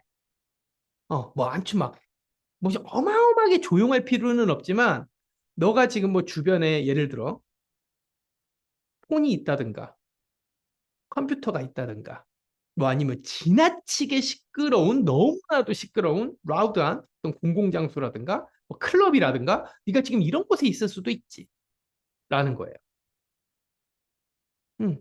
자, 뭐 더 길어지면 이게 힘들어지니까 사실 이것 말고도 조금 더 덧붙일 수 있는 게 있는데 어쨌든 이거 이제 차치하고서라도 보세요. 공부가 안 된다라는 나의 문제 상황, 어, 퀘스천, 퀘스천 상황에서 이런 식으로 접근한 학생과 사람과 그냥 야, 너는 기대감이 없어. 쾌락을 잘 못 느끼고 너 너무 공포스러워해. 절박함이 좀 없지. 의식을 집중을 할 줄 알아야 돼. 이렇게 그냥 띄엄띄엄, 띄엄띄엄, 띄엄띄엄. 그리고 이런 그림으로 그려져 있는 것도 아니에요. 그냥 이 단답형 하나하나씩을 막 그냥 생각나는 대로 되는 대로 막 이렇게 충고하듯이 조언하듯이 생각하고 이거를 막 노트에 적은 사람. 어때요? 이렇게 구조화시켜서 스키마를 보여준 사람과 스키마로 이제 이해하고 아 내가 이제 전반적으로 요게 문제였구나 이 중에서 어떤 게 문제였는지 이제 알겠다 해서 체크리스트를 만든 다음에 들어가는 사람과 그냥 뭐 이제 유튜브에서 뭐 공부법이나 자기계발법 영상 같은 거 뭐 전문가들 다큐멘터리 뭐 이런 거 보면서 기대감을 가져야 하는데 절박해야 절박해야 한데 쾌락을 자주 듣기래 환경 스마트폰을 끄래 그리고 보상 심리를 가지래 딱 이렇게 나열해서 그냥 노트 하나에 쭉쭉쭉 뭐뭐 하래 뭐뭐 하래 뭐뭐 하래 뭐뭐 하래 해서 이렇게 이걸 막 나열시키듯이 이렇게 쓴 애와 이렇게 쓴 애와 지금 화면에 보이는 것처럼 이렇게 마인드 매핑을 해가지고 구조화한 애와 누가 더 성공을 할까요? 말해 뭐예요? 구조화를 해서 이해한 사람이 훨씬 문제에 대한 본질을 잘 이해하죠. 이유가 뭘까요? 이유가, 이유가. 제가 이거를 강조해 드린 이유가 바로 이것 때문이에요. 14학년대 때도 그랬고, 25학년대 때도 그랬고. 음. 왜 그냥 아까 유튜브 보면서 뭐 어떤 영상 볼 때마다 뭐뭐 하래, 뭐뭐 하래, 이것도 좋대, 이것도 좋대, 이렇게 하래 라고 해서 쭉 노트 한 장에다가 이렇게 쭉 줄글로 나열하듯이 쓴 애와 제가 지금 화면에 보여드린 것처럼 공부가 안 되는, 즉 모티베이팅이 안 되는 이유 해서 쭉쭉쭉 세 가지가 있고 도파민, 노르에피네프린, 아세틸콜린이 있는데 이 중에서 두 가지가 또 문제고 여기서는 세 가지가 또 파생이 돼서 문제이고 여기도 다시 두 가지가 문제이다. 이렇게 그림을 그려서 이해하네요. 비교가 안 될 정도로 차이가 나요. 그리고 앞으로 인생을 살면서 꼭 공부만이 아니라 사업의 문제든 직장 생활의 문제든 연애의 문제든 간에 내가 어떤 문제를 맞이했을 때 이렇게 그림으로 구조화시켜서 이해할 줄 아는 능력. 그런 능력이 있으면요. 앞으로 어떤 일을 만나든 쉽게 해결해 나갈 수 있는 힘이 생겨요. 왜냐하면 이게 그림이잖아요. 그림, 이미지잖아요. 이미지는 기억에 오래 남아요. 게다가 이 그림을 누가 그렸어요? 내가 그렸잖아. 내가 그렸기 때문에 내 노력이 개입됐고, 나의 의지가 개입됐고, 이 과정 전반을 내가 체험했기 때문에, 추체험했기 때문에 이게 더 잘 기억나죠. 음. 그리고 그림으로 봤기 때문에 기억이 잘 나고, 내가 했기 때문에 기억이 잘 나는 것도 있지만, 그림을 그림으로써의 또 하나의 장점은 뭐냐면, 뭐가 어떻게 지금 이 문제와 관련해서 구조가 만들어져 있는지 전반적인 설계도가 보인다는 거예요. 즉, 스키마가 설계도예요. 설계도가 보여. 설계도가 보이니까 어느 부분을 먼저 고쳐야 할지, 어느 부분을 빨리 고쳐야 할지, 어느 부분은 일단 고쳐졌고, 어느 부분은 아직 미진한지 그 과정이 점차 섬세하게 그림이 계속 수정이 되고 개선이 될 수 있죠. 설계도가 있으니까. 이 외에도 뭐 장점은 너무도 많은데 뭐 간단히 세 가지만 말해도 이거예요. 그림이기 때문에 기억도 잘 나고 내가 했던 것이기 때문에 기억을 오래가게 할 수 있고 마지막 설계 도면 자체가 한눈에 이렇게 조감도 보이듯이 청사진, 블루프린트 보이듯이 보이기 때문에 뭐가 문제이고 어떻게 뭐가 얼마만큼 개선이 되는지 과정을 계속해서 섬세하게 수정해 나갈 수도 있다는 거죠. 자, 이해되세요? 이게요, 제가 뭐 북클럽이든 메타컨세 클래스든 그리고 공부법, 자기계발법, 뇌과 공법 대학 전반적인 커리큘럼을 통해서든 다 이 기본적인 관점은 여기서부터 시작을 한다라고 이해를 하시면 됩니다. 물론 주제는 다 달라요. 예를 들어 주제는 다 다르죠. 이제 우리가 배울 때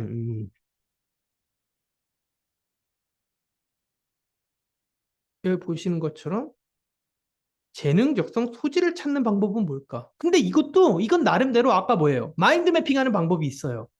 재능과 적성과 소질을 찾는 데에도. 천재적인 측면에서 천재의 뇌를 만드는 생활 루틴, 이 생활 루틴을 어떻게 구조할 수 있을까? 즉, 이 생활 루틴에 대한, 자, 다시 한번 말씀드립니다. 스키마는 뭘까? 이것도 그림을 그려낼 수 있죠. 제 설계 도면을 그려드리겠다는 거예요. 외국어 공부법. 진짜 여러분들은 외국어 공부법 유튜브를 통해서 한두 개 본 게 아니죠. 그것들 중에 의미 있는 것과 아닌 것들을 구조적으로 설계를 할 줄 아는 능력. 그것도 키워드릴게요. 제 노하우도 당연히 가르쳐 드리고요. 다 스키마예요. 이해력과 통찰력을 기르는 개발법 이것도 이것대로의 아까처럼 이런 그림이 그려질 수 있어요. 막 호르몬 얘기는 당연히 아니겠죠. 이제 그때부터는 다른 차원의 이제 그림이 그려지겠지만 어쨌든 그림이 그려질 거예요. 마인드 매핑이 될 거라는 겁니다. 또 독서법, 초지능 독서법에 관한 마인드 매핑, 초지능 질문법에 관한 마인드 매핑, 즉 스키마 다 있어요. 모든 주제마다 다 나름의 설계도, 도면, 그림, 즉 구조 시스템, 한마디로 스키마 이미지를 만들어낼 수 있다는 겁니다. 그리고 당연히 클럽 주제와 관련해서도 당연히 다 여기도 여기 나름대로의 스키마 다 만들어낼 수 있어요. 각각의 월별로. 얘도. 지금 그걸 여러분들에게 말씀드리는 거예요. 메타 컨셉도 당연하죠. 이것도 책으로 써서 하나의 그림처럼 그려지도록 만들어 드릴 겁니다. 다 마찬가지예요. 매달, 매월 모든 주제에 대해서. 자, 어떻게 얘기하다 보니까 좀 길어졌네요. 본의 아니게 한 40분, 50분 가까이 설명을 드렸는데. 마인드맵 물어보셨고, 스키마가 뭔지 물어보셨으니까 지금 대답을 해드린 겁니다. 자, 이해되시죠? 그래서 지금 화면에 보이는 이런 그림을 그려낸, 내가 어떤 주제를 만나든, 어떤 문제의식을 만나든, 어떤 난관을 만나든, 내가 어떤 과제에 직면을 하고 당면을 했든 간에 나는 다 이렇게 여러분들이 나름대로 여러분들 상황에 맞는 스키마를 만들 줄 아는 능력을 키워드리겠습니다. 음. 자, 질문을 한번 좀 해보실까요? 여러분들 너무 이렇게 듣기만 하시는 거 아니에요? 질문을 좀 해주시면 좋을 것 같은데. 궁금증이 있으면 말씀해 주셔도 돼요. 그냥 간단한. 자, 어쨌든 제가 오늘 꼭 설명드리고 싶었던 이제 핵심적인 심화된 내용은 이거였습니다. 왜냐하면 1차 설명회 때는 이렇게까지 막 그림을 아주 디테일하게 그리면서 스키마적 사고가 뭔지 예증을 해드리지 못했거든요. 예시로 증명을 해드리지 못했어요. 근데 이제 오늘은 그걸 좀 해드리고 싶어서 2차 설명회를 진행한 면도 있습니다. 물론 여러분들의 이제 추가적인 질문도 더 받기 위해서 개설한 면도 있고요. 자, 새벽부터 너무 좀 약간 이제 무게감 있는 좀 로딩이 되는 심적으로 로딩이 되는 약간 그런 말씀을 드린 걸까요? 근데 여러분도 분명히 도움이 되셨을 거라 생각해요. 그리고 이해하셨을 겁니다, 이제 분명히. 어, 저 이동규 대표가 저 언어의 정원 채널 그리고 뇌과학 공부법 대학을 통해서 무엇을 우리에게 가르쳐주고 어떠한 사고방식과 어떠한 공부법, 자기계발법, 스킬, 노하우를 만들어 주려고 하는 건지에 대한 이해는 분명히 하셨을 거라 생각해요. 스키마와 마인드 매핑이에요. 엄밀히 말하자면 스키마적 사고를 위해 마인드 매핑하는 법. 그리고 그 마인드 매핑의 주제, 영역을 정말 다양한 각도로 36개의 주제에 대해서 하는 거예요. 36개의 주제. 공부법, 자기계발법 이론만 1월에서 12월까지 12개죠. 북클럽 주제 1월에서 12월까지 12개죠. 다시 또 마지막 메타 컨셉 클래스 주제 12개죠. 총 36개예요. 합쳐. 자, 감이 오시죠? 어떤 얘기인지. 네. 자, 이제 슬슬 우리가 좀 마무리를 할 때가 된 것 같아요. 이제 원래 당초에는 한 1시간에서 1시간 한 10분, 20분 정도로 이제 예상은 했는데 이미 1시간 20분이 좀 충분히 지나고 있네요. 자, 혹시 여러분들 지금 렉 걸린 거 아니죠? 지금 채팅창이 렉 걸려 있는 거 아니죠? 네, 그렇죠. 레이턴스 있다고는 뭐지? 그래서 제가 안 보이는 거 아니겠죠? 네. 자, 여러분들 뭐 편하게 말씀해 주시면 될 것 같아요. 질문 있으시면 말씀해 주시면 감사하겠습니다.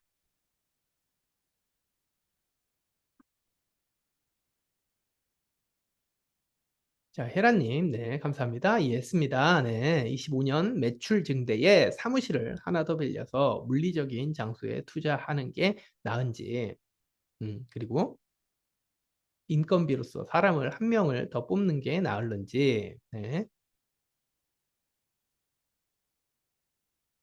네, 계속 편하게 써주세요. 네,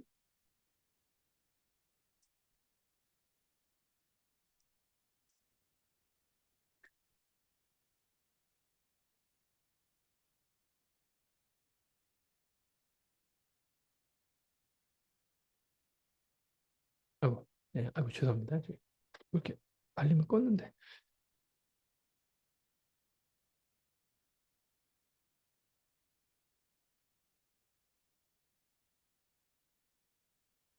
자, 인건비로 사람 한 명을 더 뽑는 게 나은지 그러한 점도 마인드맵으로 고민해 보는 것도 해보고 싶습니다. 충분하죠. 특히 제가 아까 이제 말씀드린 것처럼 우리 혜택 중에 1대1 코칭 수강권이 있잖아요. 여러분들 꼭 과오로를 선택하진 않으셔도 돼요. 1대1 코칭 수강권을 하셔도 됩니다.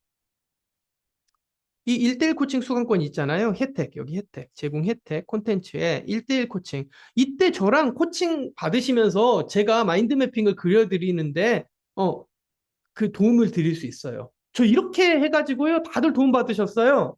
심지어 비트코인 투자법을 1대1 강의 듣고요. 수업 들으신 분도 계시고요. 아니, 뭐 자랑하고 싶진 않지만, 여러분들 제 수업 듣다가 이제 북클럽 있잖아요. 북클럽. 북클럽에서 이 재테크와 투자에 관련한 얘기를 좀 해드릴 거 아닙니까? 제가 이제 자신 있게 말씀드리는데 여러분들 솔직히 이걸 들으는 것만으로도 일단 기본적으로 제 수강료만큼 재테크나 투자로 돈 벌어서 적어도 최소 200만 원 냈지만 본전이라고 생각하실 수 있게끔. 뭐 카드는 200만 원. 만약에 이제 여러분들 거기에 현금을 내신다면 189만 원이겠지만 뭐 어쨌든 189만 원을 내시면 189만 원, 뭐 200만 원, 200만 원 이거 그냥 본전 회수하실 수 있도록 만들어 드릴게요. 아까 1대1 강의 하신 분이 있다고 했잖아요. 그분은요. 이제 한 분이 아니시긴 해요. 세 분 계셨는데 코인 투자에 관심이 있으신 거예요. 그러니까 저도 이제 코인 투자 아예 안 하는 사람은 아니니까 그리고 잡코인 이런 건 사진 않지만 이제 공신력 있는 코인들 위주로 특히 이제 비트코인 위주죠. 어쨌든 비트코인 위주로 이제 투자를 하면서도 수익을 안정적으로 하는 방법을 뭐 제 나름의 노하우를 막 가르쳐 드렸어요. 그분이 그거 듣고요. 올해 수익률이요. 우리 여기 수강생 후기 있다고 말씀드렸죠. 수강생 후기. 여기 수강생 후기. 이거 진짜 거짓말 아니거든요. 이 수강생 후기 진짜 다예요. 전 진짜 사실이에요. 다들 전부. 여기 지금 화면에 보이는 이 수강생 후기들 있죠. 수강생 후기들. 이 중에 2분이 그분이에요. 2분 그분들이에요. 비트코인 수익률 50% 초과. 이걸로요. 2분요. 엄청 벌었어요. 진짜예요. 아니요, 제가 하는 방식 그대로 그냥 똑같이 알려드렸거든요. 음. 그래서 저 수강료 뭐 200만 원이 뭐예요? 그보다 훨씬 더 손실을 보전하고도 남을. 아니, 손실이 뭐예요? 이익을 보고도 막 두 배, 세 배는 더 볼. 그러니까 수강료 200만 원 본전 회수는 당연히 한 거고요. 본전 회수 뭐 두 배, 세 배 이상의 돈을 벌어 가셨어요. 1대1 코칭 하시면 돼요. 제가 도와드릴게요. 에라님. 1대1 코칭해서 마인드 매핑, 제가 지금 사업상의 문제가 이런 건데 이걸 좀 스키마식으로 구조화해서 마인드 매핑 한번 해보고 싶습니다. 물론 뭐 저도 마인드 매핑을 배우긴 했지만 실생활에 적용하는 건 처음이라서 선생님이랑 뭐 대표님이랑 한번 상의를 해보면서 하고 싶습니다. 상담하고 싶습니다. 그러면 하셔도 돼요. 음. 실제로 내가 업무를 하는데 어떻게 마인드 매핑을 하면 좋을까요? 해서 이게 성과금 받으신 분 계세요. 저 1대1 코칭 하신 분이에요. 이분은 과오로 선택하지도 않고 그냥 과오로는 그냥 다 사시고 전부 사시고 필요한 거 사시고 그냥 1대1 코칭고 세 번을 전부 다 저랑 하신 분이에요. 세 번을 그냥 아예 세 번을 다 쓰신 분이에요. 세 번을. 오케이? 이해되시죠? 무슨 얘기인지. 네. 그리고 어, 자소서 붙으신 분도 계시고 1대1 코칭. 그리고 저랑 심리 상담 하신 분도 계세요. 면접지도 받으신 분도 계시고. 다예요, 다, 여러분들. 실제로 뭐 IQ, 지능 높이는 법에 관심 많으셔가지고 뭐 어플이나 앱도 추천해 드린 경우도 있고요. 뭐 편입, 논술도 배웠고. 그리고 뭐 독해법. 이 독해법. 이분도 세 번 내내 저랑 1대1 코칭 하신 분이에요. 다 관련돼 있어요. 그러니까 1대1 코칭으로 물어보셔도 돼요. 물어보셔도. 괜찮습니다, 헤라님. 네. 자, 북소리님, 네, 진짜 도움 많이 됐습니다. 오늘 설명에 감사합니다. 네네. 이제 슬슬 우리도 마무리 짓도록 하겠습니다. 예, 헤라님, 예, 선생님 말씀해 주시는 공부법을 들으면 실생활에 대한 대응이 시급해지는 느낌이 듭니다. 네. 자, 어쨌든 여러분들, 이렇게 이제 수강생 후기도 있으니까요. 지금 화면에 보이는 것처럼 5페이지 펼치시면 됩니다. 대학 안내 책자 5페이지. 그래서 여기 한번 훑어보시고요. 그래서 한 번 더 말씀드리지만, 특히 여러분들이 이 경제 재테크와 관련한 것만 듣고도 최소 당연히 본전은 회수하시고도 남을 만한 가치가 있다. 진짜 본전 회수하셨어요. 이 재테크 제가 투자 방식대로 실제로 이제 용기 있게 하신 분들은. 물론 재테크 투자를 안 하신 분들이 뭐 용기 없다는 말씀을 드리고 싶지 않은데 관심사가 다른 거죠. 그러니까 나는 이제 경제식과 이론을 알긴 하지만 뭐 지수 투자라든가 뭐 이제 뭐 S&P 500 뭐 이런 지수 투자 같은 거 위주로 좀 안전하게 가고 싶다. 환율 위주로 안전하게 가고 싶다 하신 분들도 계셨죠. 예, 그분들도 이익은 나름대로 있기는 했어요. 근데 이제 진짜 과감한 이익을 얻으신 분들은 이제 그 코인, 비트코인과 관련한 제 이제 조언과 노하우를 따라하신 분들이겠죠.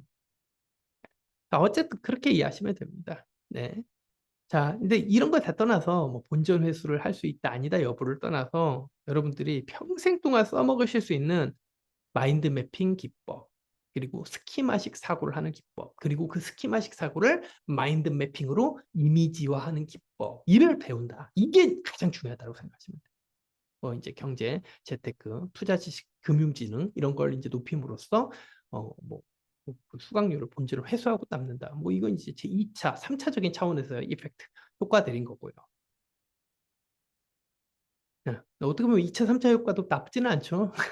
본전 회수라는 게 얼마입니까? 본전 일단 공짜로 듣는 거예요. 어떻게 보면 제 수업을 들음으로써 뭐 일단 처음에는 수강료를 내지만 다시 회수를 하시고 그보다 더 많이 벌 수 있는 가능성이 얼마든지 펼쳐진다는 겁니다. 아, 아시겠죠? 네.